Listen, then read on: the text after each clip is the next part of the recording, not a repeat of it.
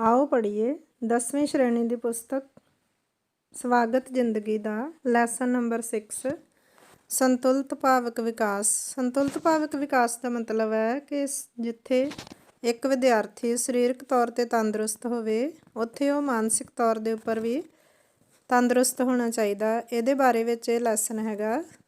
प्यारे विद्यार्थियों, जे कदे कदे तुहानू कुछ सोच के उदासी डर घबराहट ते बेचैनी हुंदी है जां कदे कदे गुस्सा ईरखा साड़ा आउंदा है तां एक सधारण गल है, परंतु जे अक्सर ही अजिहा रहिंदा है तां इन्हां भावनावां उपर काबू पाउणा अति जरूरी है। जे साडीआं भावनावां काबू तो बाहर हो जाण तां इह नुकसान भी कर सकदियां हन अते साडी सरीरक सेहत दे नाल-नाल मानसिक सेहत, परिवारक संबंध अते समाजिक रिश्तिਆਂ उपर भी बुरा प्रभाव पाउंदियां हन। इस ਲਈ ਸਾਨੂੰ ਆਪਣੀਆਂ ਭਾਵਨਾਵਾਂ ਨੂੰ ਕਾਬੂ ਕਰਨਾ ਸਿੱਖਣਾ ਚਾਹੀਦਾ ਹੈ ਕਿ ਅਸੀਂ ਸੰਵੇਦਨਾਵਾਂ ਦੇ ਹੜ ਵਿੱਚ ਵਹਿ ਕੇ ਅਤੇ ਭਾਵੁਕ ਹੋ ਕੇ ਕੋਈ ਵੱਡੀ ਗਲਤੀ ਨਾ ਕਰ ਬੈਠੀਏ ਕਿ ਬਾਅਦ ਵਿੱਚ ਪਛਤਾਉਣਾ ਪੈ ਜਾਵੇ। ਸਵੈ ਪੜਚੋਲ ਕਰਕੇ ਆਪਣੇ ਜਜ਼ਬਾਤਾਂ ਨੂੰ ਸਮਝ ਕੇ ਅਤੇ ਇਹਨਾਂ ਨੂੰ ਸਕਾਰਾਤਮਕ ਸੋਚ ਦੇ ਕੇ ਅਸੀਂ ਸੂਝਵਾਨ ਅਤੇ ਸਫਲ ਵਿਦਿਆਰਥੀ ਬਣ ਸਕਦੇ ਹਾਂ, ਕਿਉਂਕਿ ਭਾਵਨਾਵਾਂ ਦਾ ਸੰਤੁਲਨ ਸਾਡੀ ਜ਼ਿੰਦਗੀ ਵਿੱਚ ਅਹਿਮ ਭੂਮਿਕਾ ਨਿਭਾਉਂਦਾ ਹੈ। ਸਾਡੀ ਸਰੀਰਕ ਤੰਦਰੁਸਤੀ, ਮਾਨਸਿਕ ਸਿਹਤ, ਪਰਿਵਾਰਕ ਸੰਬੰਧ, ਸਮਾਜਿਕ ਰਿਸ਼ਤੇ ਸਭ ਸਾਡੀਆਂ ਸੰਵੇਦਨਾਵਾਂ ਦੇ ਸੰਤੁਲਨ ਨਾਲ ਜੁੜੇ ਹੋਏ ਹਨ। ਭਾਵਨਾਵਾਂ ਦੇ ਸੰਤੁਲਨ ਤੋਂ ਭਾਵ ਹੈ ਕਿ ਸਾਨੂੰ ਪੂਰੀ ਸੋਝੀ ਹੋਣੀ ਚਾਹੀਦੀ ਹੈ ਕਿ ਕਿਹੜੀ ਭਾਵਨਾ ਨੂੰ ਕਦੋਂ ਅਤੇ ਕਿੰਨਾ ਕੁ ਪ੍ਰਗਟ ਕਰਨਾ ਹੈ। ਸਾਨੂੰ ਆਪਣੀਆਂ ਭਾਵਨਾਵਾਂ ਦਾ ਪ੍ਰਗਟਾਵਾ ਕਰਨ ਲਈ ਇੱਕ ਸੀਮਾ ਨਿਸ਼ਚਿਤ ਕਰਨੀ ਚਾਹੀਦੀ ਹੈ। ਭਾਵਨਾਵਾਂ ਦੇ ਵਹਾਅ ਪਹਿਲਾਂ ਇਹ 'ਚ ਦੋ ਚਾਰਟ ਦਿੱਤੇ ਹੋਏ, ਇੱਕ ਹੈਗਾ ਸਕਾਰਾਤਮਕ ਅਤੇ ਇੱਕ ਹੈਗੀ ਹੈ ਨਕਾਰਾਤਮਕ।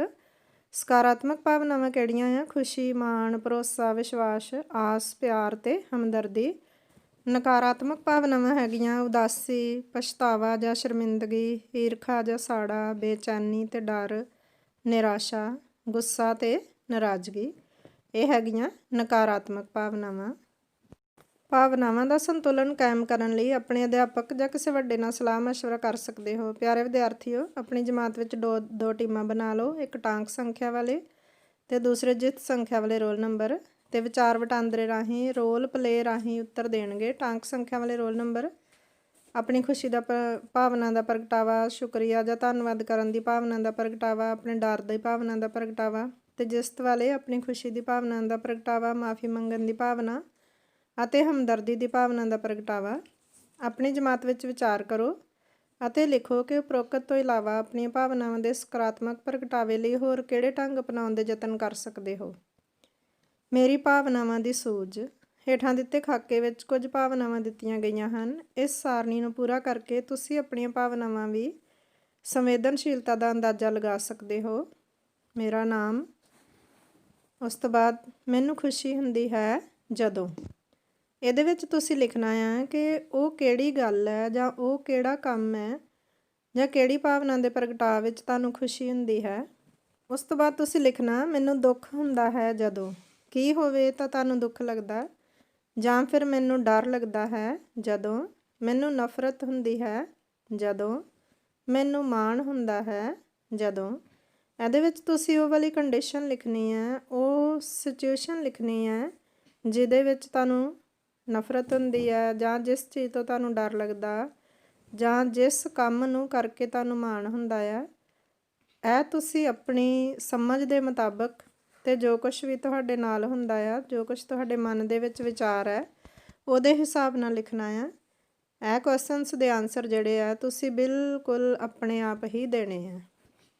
ਅਗਲਾ ਚਾਰਟ ਹੈਗਾ ਸਕਾਰਾਤਮਕ ਭਾਵਨਾਵਾਂ। ਇਹਦੇ ਵਿੱਚ ਨਾ ਤੁਸੀਂ ਲਿਖਣੀ ਇੱਧਰ ਭਾਵਨਾ, ਅਤੇ ਮੈਂ ਆਪਣੀ ਭਾਵਨਾ ਕਿਵੇਂ ਪ੍ਰਗਟ ਕਰਦਾ ਹਾਂ ਅਤੇ ਆਪਣੀ ਭਾਵਨਾ ਨੂੰ ਸਹੀ ਢੰਗ ਨਾਲ ਪ੍ਰਗਟ ਕਰਨ ਸਮੇਂ ਕਿਹੜੀਆਂ ਗੱਲਾਂ ਦਾ ਧਿਆਨ ਰੱਖਣਾ ਹੈ। ਪਹਿਲੀ ਹੈਗੀ ਖੁਸ਼ੀ।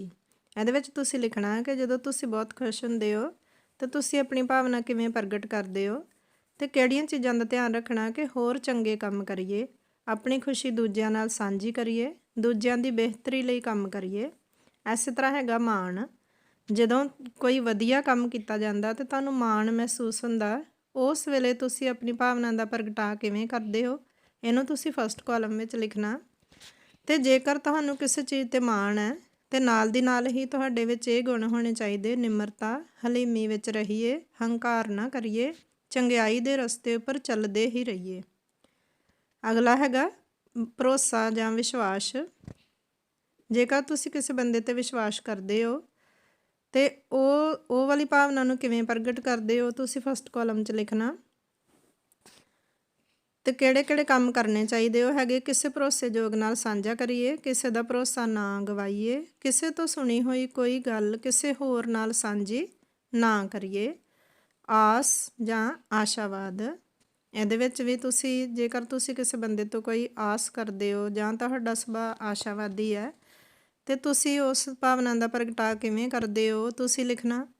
ਤੇ ਨਾਲ ਦੀ ਨਾਲ ਹੀ ਇਹਨਾਂ ਚੀਜ਼ਾਂ ਦਾ ਖਿਆਲ ਰੱਖਣਾ, ਅਗਾਂਹ ਵਧੂ ਸਕਾਰਾਤਮਕ ਸੋਚ ਰੱਖੀਏ, ਹਰੇਕ ਹਾਲਾਤ ਵਿੱਚ ਕੁਝ ਚੰਗਾ ਉਸਾਰੂ ਸੋਚੀਏ। ਅੱਗੇ ਹੈਗਾ ਪਿਆਰ, ਹਮਦਰਦੀ ਜਾਂ ਸ਼ੁਕਰਗੁਜ਼ਾਰੀ। ਇਹ ਵਾਲੀ ਭਾਵਨਾ ਦਾ ਪ੍ਰਗਟਾਅ ਤੁਸੀਂ ਕਿਵੇਂ ਕਰਦੇ ਹੋ ਤੇ ਕਿਹੜੇ ਕੰਮ ਹੈ ਜਿਹੜੇ ਸਾਨੂੰ ਕਰਨੇ ਚਾਹੀਦੇ ਆ। ਅਜਿਹਾ ਕੋਈ ਕੰਮ ਨਾ ਕਰੀਏ ਜਿਸ ਨਾਲ ਕਿਸੇ ਨੂੰ ਵੀ ਠੇਸ ਪਹੁੰਚਦੀ ਹੋਵੇ। ਦੂਜਿਆਂ ਦੀ ਬਿਹਤਰੀ ਬਾਰੇ ਸੋਚ ਕੇ ਆਪਣੀ ਸਮਰੱਥਾ ਅਨੁਸਾਰ ਕਦਮ ਚੁੱਕੀਏ ਤੇ ਹਮੇਸ਼ਾ ਧੰਨਵਾਦ ਕਰੀਏ। ਅੱਗੇ ਹੈਗੀਆਂ ਨਕਾਰਾਤਮਕ ਭਾਵਨਾਵਾਂ। ਇਹਦੇ ਵਿੱਚ ਵੀ ਉਸੇ ਤਰ੍ਹਾਂ ਹੀ ਜਿਵੇਂ ਅਸੀਂ ਪਿਛਲੀਆਂ ਸਕਾਰਾਤਮਕ ਭਾਵਨਾਵਾਂ ਕੀਤੀਆਂ। ਭਾਵਨਾ ਹੈਗੀ ਉਦਾਸੀ। ਮੈਂ ਆਪਣੀ ਭਾਵਨਾ ਕਿਵੇਂ ਪ੍ਰਗਟ ਕਰਦਾ ਹਾਂ ਇਹਦੇ ਬਾਰੇ ਲਿਖਣਾ ਕਿ ਜਦੋਂ ਤੁਸੀਂ ਉਦਾਸ ਹੁੰਦੇ ਹੋ ਤਾਂ ਤੁਸੀਂ ਕੀ ਕਰਦੇ ਹੋ। ਉਸ ਭਾਵਨਾ ਨੂੰ ਸਹੀ ਢੰਗ ਨਾਲ ਪ੍ਰਗਟ ਕਰਨ ਸਮੇਂ ਕਿਹੜੀਆਂ ਚੀਜ਼ਾਂ ਦਾ ਧਿਆਨ ਰੱਖਣਾ। ਜਦੋਂ ਵੀ ਮਨ ਵਿੱਚ ਉਦਾਸੀ ਹੋਵੇ ਚੰਗਾ ਸੋਚੋ, ਆਪਣਾ ਮਨਪਸੰਦ ਕੰਮ ਕਰੋ ਜੋ ਤੁਹਾਨੂੰ ਖੁਸ਼ੀ ਦੇਵੇ। ਆਪਣੀ ਉਦਾਸੀ ਦਾ ਕਾਰਨ ਲੱਭਣ ਦਾ ਯਤਨ ਕਰੋ, ਆਪਣੀ ਸਮੱਸਿਆ ਦਾ ਹੱਲ ਕੱਢਣ ਦੀ ਕੋਸ਼ਿਸ਼ ਕਰੋ, ਮਾੜੀਆਂ ਘਟਨਾਵਾਂ ਨੂੰ ਭੁਲਾਉਣ ਦੀ ਕੋਸ਼ਿਸ਼ ਕਰੋ। ਸੈਕੰਡ ਹੈਗਾ ਬੇਚੈਨੀ, ਘਬਰਾਹਟ ਜਾਂ ਡਰ। ਜਦੋਂ ਤੁਹਾਨੂੰ ਇਹ ਭਾਵਨਾ ਹੁੰਦੀ ਹੈ ਤਾਂ ਉਸ ਵੇਲੇ ਤੁਸੀਂ ਕਿਵੇਂ ਪ੍ਰਗਟ ਕਰਦੇ ਹੋ। ਹੁਣ ਇਹਦਾ ਸਹੀ ਢੰਗ ਕੀ ਹੈ, ਕਾਰਨ ਲੱਭਣ ਦਾ ਯਤਨ ਕਰੋ, ਆਪਣੀ ਸਮੱਸਿਆ ਦਾ ਹੱਲ ਲੱਭਣ ਦੀ ਕੋਸ਼ਿਸ਼ ਕਰੋ, ਆਪਣੇ ਅਧਿਆਪਕ, ਵੱਡਿਆਂ ਜਾਂ ਕਿਸੇ ਹੋਰ ਸਮਝਦਾਰ ਦੀ ਸਲਾਹ ਲੈ ਲੈਣੀ ਚਾਹੀਦੀ ਹੈ।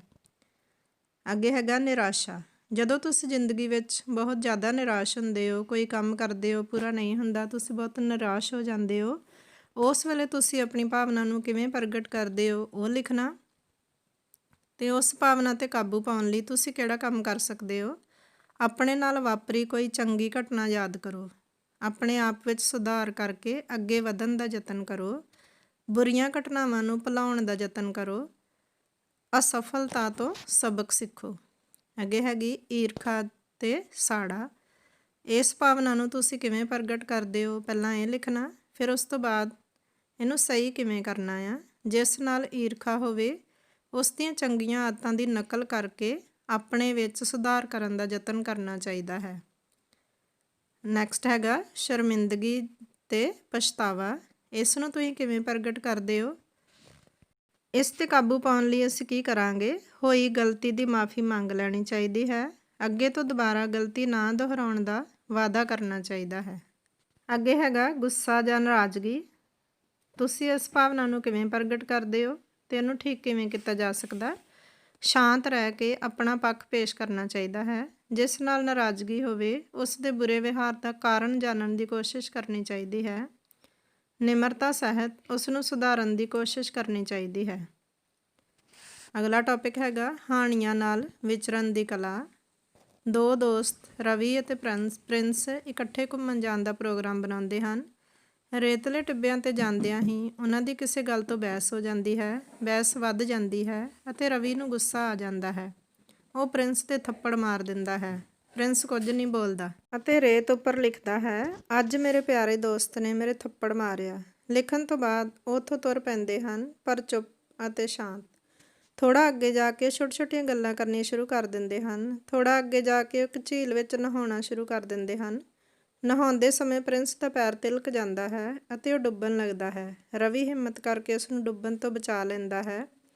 ਪ੍ਰਿੰਸ ਝੀਲ ਦੇ ਕਿਨਾਰੇ ਪਏ ਇੱਕ ਵੱਡੇ ਪੱਥਰ 'ਤੇ ਲਿਖਦਾ ਹੈ, ਅੱਜ ਮੇਰੇ ਪਿਆਰੇ ਦੋਸਤ ਨੇ ਮੇਰੀ ਜਾਨ ਬਚਾਈ।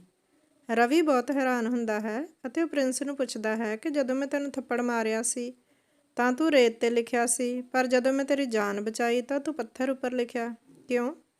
ਪ੍ਰਿੰਸ ਉਸ ਦੀ ਇਸ ਗੱਲ ਦਾ ਜਵਾਬ ਦਿੰਦਾ ਹੈ ਕਿ ਜੇ ਮਾੜੀ ਗੱਲ ਜਾਂ ਮਾੜੀ ਘਟਨਾ ਰੇਤ ਤੋਂ ਕਦੇ ਵੀ ਮਿਟਾਈ ਜਾ ਸਕਦੀ ਹੈ, ਚੰਗੀ ਗੱਲ ਮੈਂ ਪੱਥਰ 'ਤੇ ਲਿਖੀ ਤਾਂ ਕਿ ਰਹਿੰਦੇ ਸਮੇਂ ਤੱਕ ਦੋਸਤੀ ਅਤੇ ਮਿੱਤਰਤਾ ਦੇ ਗੁਣ ਦੀ ਸ਼ਲਾਘਾ ਹੁੰਦੀ ਰਹੇ। ਇਸ ਕਹਾਣੀ ਤੋਂ ਤੁਹਾਨੂੰ ਕੀ ਸਿੱਖਿਆ ਮਿਲਦੀ ਹੈ, ਇਸ ਬਾਰੇ ਲਿਖੋ। ਸਹਿਪਾਠੀਆਂ ਨਾਲ ਵਿਚਰਨ ਦੀ ਕਲਾ। ਆਪਣੇ ਦੋਸਤਾਂ ਦੇ ਨਾਮ ਲਿਖੋ 1 2 3। ਉਸ ਤੋਂ ਬਾਅਦ ਤੁਸੀਂ ਆਪਣੇ ਦੋਸਤਾਂ ਨਾਲ ਕਿੰਨਾ ਕੁ ਨਾਰਾਜ਼ ਹੁੰਦੇ ਹੋ। ਇਹ 3 ਆਪਸ਼ਨ ਹੈਗੀਆਂ, ਕਦੇ ਨਹੀਂ, ਅਕਸਰ ਜਾਂ ਕਦੇ-ਕਦੇ। ਤੁਸੀਂ ਆਪਣੇ ਦੋਸਤਾਂ ਨਾਲ ਨਾਰਾਜ਼ਗੀ ਤੋਂ ਕਿੰਨੀ ਕੁ ਦੇਰ ਬਾਅਦ ਰਲ ਮਿਲ ਕੇ ਫਿਰ ਖੇਡਣ ਲੱਗ ਜਾਂਦੇ ਹੋ। ਇਹ ਲਿਖਣਾ। ਆਪਣੇ ਸਾਥੀਆਂ ਨੂੰ ਖੁਸ਼ ਕਰਨ ਲਈ ਤੁਸੀਂ ਕੀ ਕਰਦੇ ਹੋ। ਮੰਨ ਲਓ ਤੁਹਾਡਾ ਇੱਕ ਸਾਥੀ ਇੱਕ ਦਿਨ ਤੁਹਾਡੇ ਨਾਲ ਕੰਟੀਨ 'ਤੇ ਜਾਂਦਾ ਹੈ। ਤੁਸੀਂ ਚਾਹ ਅਤੇ ਸਮੋਸੇ ਦਾ ਆਰਡਰ ਦਿੰਦੇ ਹੋ, ਪਰ ਉਹ ਸਿਰਫ ਚਾਹ ਹੀ ਲੈਂਦਾ ਹੈ, ਸਮੋਸੇ ਦਾ ਭਾਅ ਪੁੱਛਦੇ ਹੀ ਛੱਡ ਦਿੰਦਾ ਹੈ। ਅਜਿਹੀ ਸਥਿਤੀ ਵਿੱਚ ਤੁਸੀਂ ਕੀ ਕਰੋਗੇ। ਇਸ ਬਾਰੇ ਆਪਣੇ ਵਿਚਾਰ ਲਿਖਣੇ। ਤੁਹਾਡੀ ਜਮਾਤ ਦਾ ਇੱਕ ਬੱਚਾ ਸਵੇਰੇ ਘਰੋਂ ਨਾ ਹੀ ਰੋਟੀ ਖਾ ਕੇ ਆਇਆ ਅਤੇ ਨਾ ਹੀ ਨਾਲ ਲੈ ਕੇ ਆਇਆ ਹੈ। ਤੁਸੀਂ ਉਸ ਲਈ ਕੀ ਕਰੋਗੇ। ਇਸ ਨੂੰ ਵੀ ਆਪਣੇ ਸ਼ਬਦਾਂ ਦੇ ਵਿੱਚ ਆਪਣੇ ਮਨ ਦੇ ਵਿਚਾਰ ਦੇ ਹਿਸਾਬ ਨਾਲ ਲਿਖਣਾ। ਅਗਲਾ ਟੌਪਿਕ ਹੈ ਡਾਇਰੀ ਲਿਖਣਾ। ਡਾਇਰੀ ਲਿਖਣਾ ਇੱਕ ਬਹੁਤ ਹੀ ਚੰਗੀ ਆਦਤ ਹੈ। ਇਸ ਵਿੱਚ ਜ਼ਿੰਦਗੀ 'ਚ ਆਏ ਹੁਸੀਨ ਤਰੀਨ ਪਲਾਂ ਨੂੰ ਅਸੀਂ ਸਾਂਭ ਕੇ ਰੱਖਦੇ ਹਾਂ। ਬੀਤੀ ਜ਼ਿੰਦਗੀ ਦੀਆਂ ਕੌੜੀਆਂ ਮਿੱਠੀਆਂ ਯਾਦਾਂ ਦਾ ਸਰਮਾਇਆ ਆਉਣ ਵਾਲੇ ਸਮੇਂ ਨੂੰ ਅਮੀਰ ਬਣਾ ਦਿੰਦਾ ਹੈ। ਆਉਣ ਵਾਲੇ ਸਮੇਂ ਨੂੰ ਇਹੀ ਡਾਇਰੀ ਦੇ ਪੰਨੇ ਆਪਣੀ ਮਹਿਕ ਨਾਲ ਮਹਿਕਾ ਦਿੰਦੇ ਹਨ। ਕਦੇ ਬੀਤੀ ਜ਼ਿੰਦਗੀ ਦਾ ਲੇਖਾ ਜੋਖਾ ਕਰਨ ਦਾ ਮਨ ਬਣੇ ਤਾਂ ਇਹ ਡਾਇਰੀ ਸਾਡੀ ਜ਼ਿੰਦਗੀ ਦਾ ਸਭ ਤੋਂ ਕੀਮਤੀ ਦਸਤਾਵੇਜ਼ ਹੋ ਨਿਬੜਦਾ ਹੈ।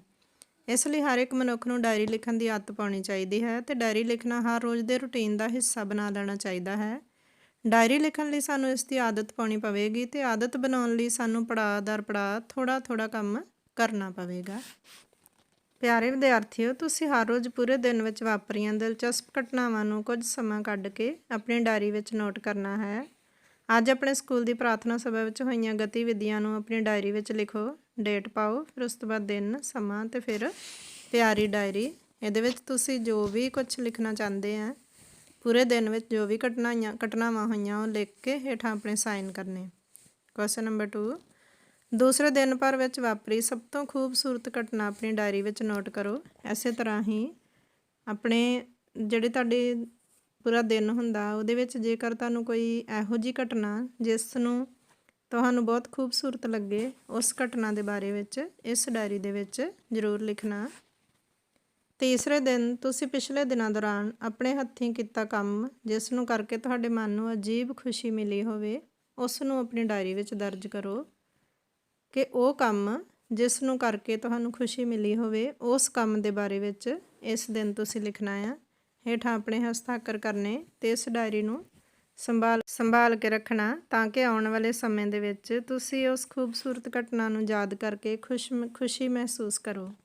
ਪਿਆਰੇ ਵਿਦਿਆਰਥੀਓ, ਇਸ ਲੈਸਨ ਦਾ ਸਾਰ ਅੰਸ਼ ਇਹ ਹੈਗਾ ਕਿ ਅਸੀਂ ਆਪਣੇ ਜੀਵਨ ਦੇ ਵਿੱਚ ਜਿੱਥੇ ਅਸੀਂ ਸਰੀਰਕ ਵਿਕਾਸ ਵੱਲ ਧਿਆਨ ਦੇਣਾ, ਉੱਥੇ ਅਸੀਂ ਆਪਣੀ ਭਾਵਨਾਤਮਕ ਵਿਕਾਸ ਵੱਲ ਵੀ ਧਿਆਨ ਦੇਣਾ ਅਤੇ ਮਾਨਸਿਕ ਤੌਰ 'ਤੇ ਇੰਨੇ ਮਜ਼ਬੂਤ ਬਣਨਾ ਕਿ ਅਸੀਂ ਨਕਾਰਾਤਮਕ ਭਾਵਨਾਵਾਂ ਨੂੰ ਛੱਡ ਕੇ ਸਕਾਰਾਤਮਕ ਭਾਵਨਾਵਾਂ ਨੂੰ ਅਪਣਾ ਕੇ ਇੱਕ ਚੰਗੇ ਇਨਸਾਨ ਬਣਨ ਦੀ ਕੋਸ਼ਿਸ਼ ਕਰਨੀ।